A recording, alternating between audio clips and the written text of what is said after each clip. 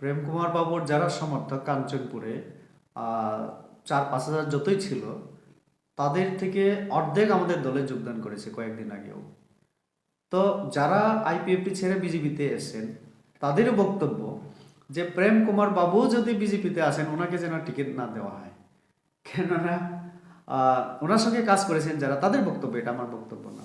তো কাজেই তিনি সেই রকম চিন্তাধারা থেকে, কারণ ওই দলে থেকে তার কিছু নেই, মানুষও নেই ওনার সঙ্গে।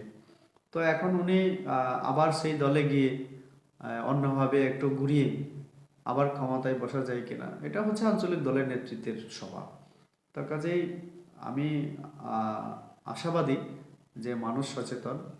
5 বছর উনি এমএলএ হিসাবে, এই লাস্ট 6-7 মাস উনি মন্ত্রী হিসাবে কি করেছে না করেছে মানুষ জানে। কাঞ্চনপুরের মানুষ আমার থেকে কাঞ্চনপুরের মানুষ আরও ভালো জানে।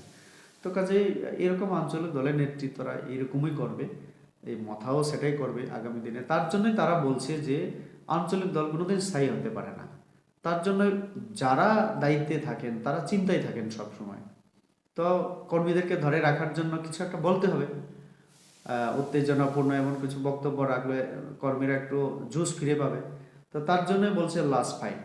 আমরাও জানি পার্টি যদি না থাকে তো লাস্ট ফাইট তো হবে।